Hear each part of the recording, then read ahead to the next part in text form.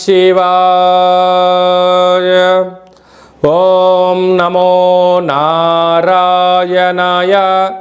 కర్మ నివారణ, నరదృష్టి నివారణ, సంచిత ప్రారబ్ధ ఆగమిక కర్మ నివారణ, తులాభార కాల భైరవాయ నమో నమః.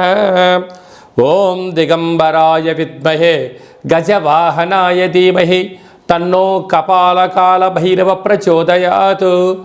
ఓం ఇంద్రాణీ శక్తి దేవ్యై నమోస్తుతే. హరి ఓం. మా ఛానల్కి స్వాగతం. చూస్తున్న వీక్షకులకు, ప్రేక్షకులకు, ప్రియ కాళ భైరవ భగవద్బంధులకి స్వాగతం పలుకుతూ, మమ్మల్ని ఎంతగానో ఆదరిస్తూ ఉండబడినటువంటి ప్రియ సోదర సోదరీమణులకు అందరిపైనను, సనాతన ధర్మ సంరక్షకులకు, జ్యోతిష్య అభిమానులకు అందరికీ కూడా స్వాగతం పలుకుతూ, ఆదివారం అమావాస్య పుష్యమి నక్షత్ర సందర్భంగా అందరికీ నిండు నూరేళ్ల ఆయురారోగ్యాలను ప్రసాదించాలని శ్రీ కాళీ సమేత కాళభైరవ స్వామిని వేడుకుందాం. అందులో ఈసారి ఆదివారం అమావాస్య పుష్యమి నక్షత్ర సందర్భంగా రవి పుష్యార్క యోగం అందరికీ కలగాలని, అందరికీ మనతో రాబోయేటువంటి భవిష్యత్తులో ఉండబడినటువంటి 7 తరాల వారికి అద్భుత ధన రాజకీయ యోగ సకల ఐశ్వర్యం ఆనందాన్ని ఆ బుధాదిత్య రాజయోగ కారణము, రవిపుషార్క యోగ కారణము, ఆదివారం అమావాస్య కారణం చేత అందరికీ ప్రసాదించాలని కోరుకుందాం. 1/8/2024 నుండి 15/8/2024 వరకు పుట్టినటువంటి వారందరికీ కూడా ముందస్తుగా జన్మదిన శుభాకాంక్షలు. గతంలో వివాహం చేసుకున్న వారికి వివాహ వార్షికోత్సవ శుభాకాంక్షలు. ద్వాదశ రాశుల్లో గ్రహ గమనాన్ని ఒకసారి వీక్షింపచేద్దాం. వృషభ రాశిలో కుజుడు మరియు దేవగురు బృహస్పతి సంచార స్థితి, కర్కాటక రాశిలో రవి సంచార స్థితి, సింహరాశిలో బుధ శుక్ర సంచార స్థితి, కన్యరాశిలో కేతు భగవానుడు సంచార స్థితి, కుంభరాశిలో శని భగవానుడు వక్రగమన సంచార స్థితి, మీనరాశిలో రాహు సంచార స్థితితో ద్వాదశ రాశుల్లో గ్రహ గమనాలు ఈ విధంగా ఉన్నాయి. తులారాశి వారు ఆదివారం అమావాస్య పుష్యమి నక్షత్ర సందర్భంగా కాళ అమావాస్య కాళాష్టమి రోజున ఒకవైపు అష్టమంలో కుజుడు గురు సంచార స్థితి దోషంగా సంచారం చేయనప్పుడు ఎలాంటి విధులను పాటించాలో ఈ వీడియోలో సవివరంగా సంపూర్ణంగా తెలుసుకుందాం. తులారాశిలో ఏ నక్షత్రాలు వస్తాయి అనగా చిత్తా నక్షత్రంలోని 3వ పాదం, 4వ పాదం, స్వాతి నక్షత్రంలోని 4 పాదాలు, విశాఖ నక్షత్రంలోని 1, 2, 3 పాదములు కలిపితే తులారాశి అవ్వడం జరుగుతూ ఉంటుంది. చాలామందికి పుట్టినటువంటి కాల సమయంలో డేటా ఆఫ్ బర్త్లు లేనటువంటి కారణం వలన పేరు యొక్క మొదటి అక్షరాన్ని అనుసరిస్తూ రాశిని తెలుసుకునే ప్రయత్నం చేద్దాం. రా, రి, శ్రీ, రు, రే, రో, తా, తి, తు, తే, తో అక్షరాల వారందరూ కూడా తులారాశి జాతకులే.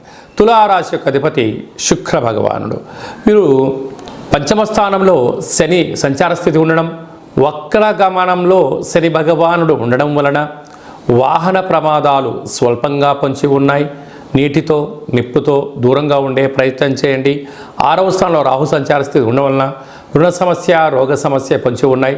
దయచేసి అప్పులు ఇవ్వద్దు, అప్పులు తెచ్చుకోవద్దు.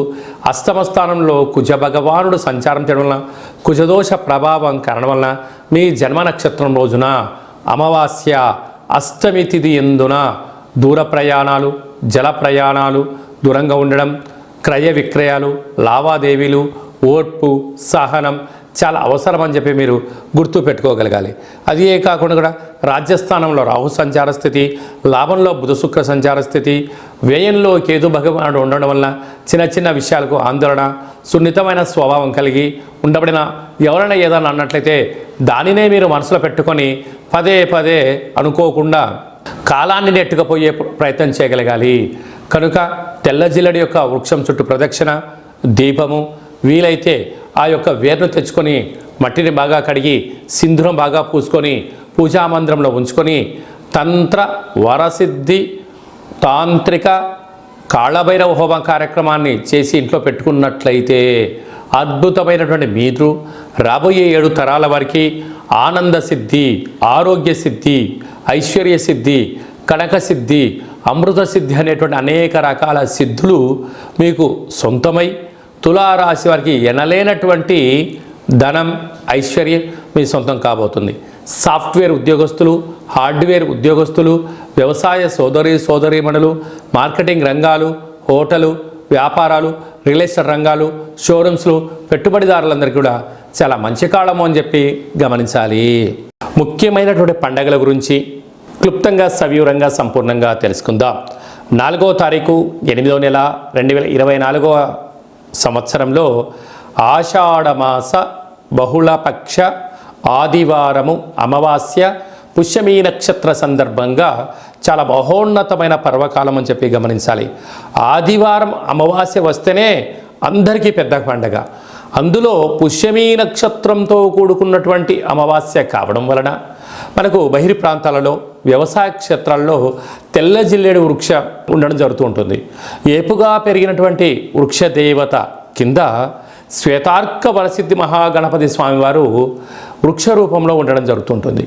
ఆ గణపతి స్వామివారిని తెచ్చుకొని గృహంలో ఉంచుకున్నట్లయితే మనకు భావి తరాలకు 7 తరాల వారికి అద్భుతమైన ఆనంద యోగం, అమృత యోగం, ధనయోగం, రాజకీయ యోగం కలుగుతుందని చెప్పి గమనించాలి. కనుక మనం అమావాస్య రోజు ఉదయాన్నే నిద్రలేచి ఇంటినల్లా శుద్ధి పెట్టుకొని మంగళ స్నానాలు చేసుకొని ఇంటికి మామిడాకులు కొబ్బరాకులను ఏర్పాటు చేసుకొని సూర్య నమస్కారం చేసి సూర్య భగవానికి అర్ఘ్యం వదిలిపెట్టడము, ఒక తెల్ల జిల్లేడు ఆకులలో చక్కెర పొంగలి పాయసాన్ని భగవంతుడికి నైవేద్యంగా ఏర్పాటు చేయడము, సూర్య నమస్కారాలు, సూర్య ఆసనాలు, సూర్యోపాసన, ఓం హ్రాం హ్రీం రౌం సహ సూర్యాయ నమః అనేటువంటి మంత్రాన్ని ఒక 108 సార్లు తప్పకుండా పారాయణం చేసినట్లయితే అద్భుత యోగం కలుగుతుందని చెప్పి గమనించగలగాలి. అలాగనే మధ్యాహ్నం పూట గతించినటువంటి పెద్దవారి పేరు పైన నువ్వులు, దర్భలు, నీళ్ళను వదిలిపెట్టడం, పక్షిరాజ వారైనటువంటి కాకిరాజు వారికి ఆహారాన్ని ఏర్పాటు చేయడం, గతించిన వారి పేరు పైన సునకపు మహారాజులకు ఆహారం ఏర్పాటు చేయడం, దేవాలయంలో బ్రాహ్మణుడికి స్వయంపాక దానాన్ని ఏర్పాటు చేయడం వలన గతించినటువంటి వారి యొక్క పితృదేవతల యొక్క ఆశీస్సులు ఉంటాయని చెప్పి గమనించాలి. సాయం సంధ్య కాగానే సాయంత్రం 4:30 నుండి 6 గంటల వరకు రాహుకాల సమయం ఉంటుంది కనుక ఇంట్లో ఒక అష్టదళ పద్మాన్ని వేసుకొని నిమ్మకాయలతో దీపాన్ని వెలిగించడము, విష్ణు సహస్రనామ పారాయణం కానీ లలిత సహస్రనామ పారాయణం చేయడం వలన ఇంటిలో రాహుకాలంలో చేసే పూజ ఫలిత ప్రభావం వలన నరదృష్టి, శత్రు ప్రభావాలు తొలగిపోతాయి. చీకటి పడ్డాక లేకుంటే ఉదయం కానీ ఇంటికి ఒక ఎర్రటి గుమ్మడికాయను దిష్టి తీసి పలగొట్టడం, దారం కలిగిన నిమ్మకాయని కట్ చేసి గడపకు ఇటువైపు అటువైపు పెట్టడం, కార్లను, ఫ్యాక్టరీలను, కర్మాగారాలను శుద్ధి పెట్టుకొని సాంబ్రాణితో ధూపం వేయడం వలన ప్రశాంతత కలుగుతుందని జరుగుతుంది. మిగతా రోజుల్లో 1000 జపం చేస్తే ఎంతటి ఫలితం వస్తుందో ఆ రోజు ఒక్క నామాన్ని స్మరించిన కాళభైరవ అన్న, కాళికామాత అన్న, వెంకటేశ్వర అన్న, ఓం నమశివాయ అన్న అద్భుతమైన ఫలితం కలుగుతుంది అని చెప్పి గమనించాలి. ఆ రోజు చేసే పూజ, ఆ రోజు చేసే దీక్ష, ఆ రోజు ఉండబడిన మౌనము మనకెంతో ఐశ్వర్యాన్ని, ఆనందాన్ని మనకు కలిగిస్తుందని చెప్పి గమనించగలగాలి. అదే కాకుండా ఆ యొక్క అమావాస్యను కాళ అమావాస్య అంటారు. అంటే కాళిదాసు లాంటి వాళ్ళు, బట్టి విక్రమార్కుడు లాంటి వాళ్ళు, శివాజీ చక్రవర్తులు లాంటి వారందరూ కూడా ఇలాంటి రోజులలోనే సాధన చేసి కాళ స్వరూపమైనటువంటి కాళికామాతను, కాళభైరవ స్వామిని ప్రసన్నం చేసుకున్నారని చెప్పి గమనించాలి. అలాగనే మనకు 12వ తారీఖున 13వ తారీఖున శ్రావణమాస శుద్ధాష్టమి సందర్భంగా, కాళ అష్టమి సందర్భంగా కాళభైరవ స్వామి స్మరణ, ధ్యానము యోగదాయకం అని చెప్పి గమనించాలి. మన యొక్క దేవాలయంలో 4 శనివారాలు, 4 మంగళవారాలు, శుద్ధాష్టమి, పూర్ణిమ, బహుళాష్టమి, అమావాస్య సందర్భంగా నిత్యము కాళభైరవ హోమం జరుగుతూ ఉంటుంది. కనుక దేవాలయంలో అర్చన, అభిషేకాదులు, కాళభైరవ స్వామి యొక్క ముడుపు, కాళభైరవ స్వామి వారి యొక్క కూష్మాండ దీపము పెట్టడం జరుగుతుంటుంది. హోమంలో పాల్గొనడం వలన సకల అష్ట కష్టాలు తొలగిపోతాయి. కాలము అనగానే కాళభైరుడి యొక్క చేతిలో ఉంటుంది. అందుకే కాళాష్టమి, కాళ అమావాస్య రోజున భైరవ స్వామి యొక్క స్మరణ, ధ్యానము, పూజ, ఐశ్వర్యాన్ని ఆనందాన్ని కట్టబెడుతుందని చెప్పి గమనించాలి. గృహంలో ఉండబడిన నరదృష్టి తొలగిపోతుంది. వ్యాపారాల్లో ఉండబడినటువంటి ఆటంకాలు తొలగిపోతాయి. విపరీతమైనటువంటి జనాకర్షణ ధనాకర్షణ కలుగుతుందని చెప్పి గమనించాలి. ఆసక్తి కలిగితే ఇంట్లో చేసుకోండి. కుదరలేని పక్షంలో ఈ కింద నెంబర్ సంప్రదించినట్లయితే, మీ గోత్రనామంలో పంపించినట్లయితే వీడియో కాల్ ద్వారా చూపించి మీ పేరుపైన ఒక సౌభాగ్య ముడుపు, కూష్మాండ దీపము, హోమాన్ని చేయించి వాట్సాప్ కాల్ ద్వారా ప్రత్యక్ష ప్రసారాన్ని కూడా చేయించడం జరుగుతుందని చెప్పి గమనించాలి. ఇంకనూ మనము ఈ ఆషాఢమాస ఆదివారం అమావాస్య రోజున, శ్రావణమాస శుద్ధాష్టమి కాలాష్టమి సందర్భంగా ఇంకనూ విజయం సాధించగలగాలి అన్నట్లయితే ఈ యొక్క పాత్ర కంచు పాత్ర అంటారు. అంటే కంచు మోగినట్టు కనకమ్ము మోగదు గదరా సుమతి అని చెప్పి మనకు సుమతి శతకంలో చెప్పడం జరుగుతుంటుంది. రాసులు 12 ఎలా ఉంటాయో 12ని అచ్చు వేయడం జరుగుతుంటుంది. పూజ చేసిన తదనంతరము ఈ యొక్క పాత్రను ఇలా ఎడమ చేతో పట్టుకొని కుడి చేతో ఈ కర సహాయం తీసుకొని ఇలా చిన్నగా శబ్దం చేసినట్లయితే ఓంకార శబ్దం రావడం జరుగుతుంటుంది.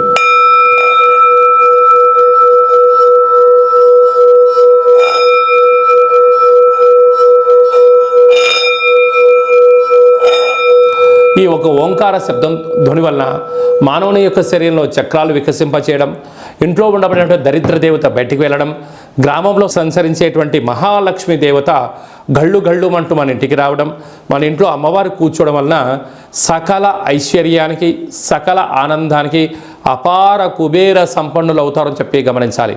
ఈ యొక్క కాళభైరవ స్వామి అక్షయ పాత్ర మరియు మీకు ఒక కాళభైరవ స్వామి ఒక పిరమిడు, డాలరు, కంకణము, కాళభైరవ హోమం చేయించడం జరుగుతుంది.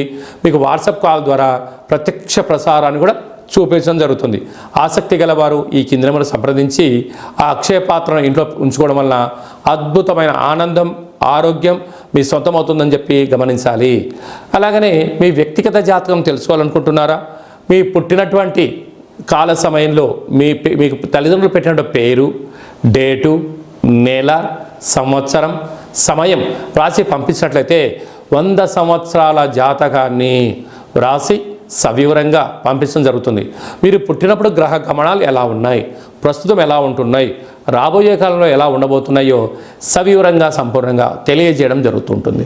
అలాగనే చాలామందికి పుట్టినటువంటి కాల సమయంలో డేటా బర్త్లు లేనటువంటి వారందరికీ మీ పేరు యొక్క మొదటి అక్షరాన్ని అనుసరిస్తూ రాసి తెలియచేస్తూ ప్రస్తుత కాలమాన ప్రకారంగా గ్రహ గమనాలు ఎలా ఉన్నాయి, భవిష్యత్తులో ఎలా ఉండబోతున్నాయో అనేటువంటి విషయాన్ని తెలియచేస్తూ రమణ శాస్త్రం ద్వారా అనగా గవ్వల ద్వారా భూత భవిష్యత్ వర్తమానాన్ని తెలియజేయడం జరుగుతుంది గవ్వల ద్వారా.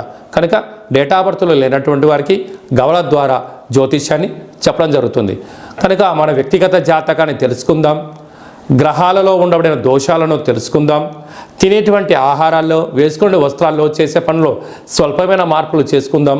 అద్భుతమైన ఆనందకరమైన ఆరోగ్యకరమైన కుబేర సంపన్నమైన జీవితానికి స్వాగతం పలుకుతాం. కనుక ఆసక్తి గలవారు ఈ కింద సంప్రదించి అపాయింట్మెంట్ తీసుకొని సంప్రదించగలరు. అలాగనే మీ అబ్బాయికి కానీ అమ్మాయికి కానీ ఎంత ప్రయత్నం చేసినా వివాహం అవ్వడం లేదా? ఎందుకు వివాహం అవ్వడం లేదు? జాతకంలో ఎలాంటి దోషాలు ఉన్నాయి, వివాహం ఎప్పుడవుతుంది, ఎలాంటి అబ్బాయితో అమ్మాయితో కలపడం వలన వీరి యొక్క గణగుణాలు బాగుంటాయో తెలుసుకోవడం జరుగుతుంటుంది. కనుక జాతకాన్ని తెలుసుకుందాం, మంచి వివాహ సంబంధం తెచ్చుకుందాం, భావితరాల్లో మంచి ఆనందకరం జీవితం పొందుదాం. కనుక వచ్చేటువంటి జాతకాన్ని వధువరుల యొక్క పాదాలు, గుణాలు, సంతాన యోగము, అలాగనే విదేశీయాన యోగము, ఎలాంటి యోగాలు ఉన్నాయో కూడా తెలుసుకుందాం. అలాగే మీ అబ్బాయి కానీ అమ్మాయికి కానీ చిన్నపిల్లలు పుట్టినట్లయితే ఏ మాసంలో పుట్టితే ఎలాంటి పేర్లు పెట్టుకోవాలి, నక్షత్రంలో ఉన్న విశిష్టత ఎంతో కూడా తెలియజేయడం జరుగుతుంటుంది. ఈ యొక్క మాసంలో పుట్టినట్టు రోజు వారందరికీ కూడా, అలాగే వివాహ వార్షికోత్సవం చేసుకుంటున్న వారందరికీ కూడా మన యొక్క దేవాలయంలో ప్రత్యేకంగా కాళభైరవ హోమం చేయించడం జరుగుతుంటుంది. అలాగనే ప్రసాదం కూడా పంపించడం జరుగుతుంది. మనమందరము కూడా కలియుగ కాలంలో కాళభైరవ స్వామికి స్మరణ చేద్దాం, కష్టాలకు స్వస్తి పలుకుదాం, ఐశ్వర్యానికి స్వాగతం పలుకుతాం. అందరికీ ఆదివారం అమావాస్య పుష్యమీ నక్షత్ర సందర్భంగా ఆశీస్సులు కోరుకుంటూ ఆశీర్వచనం.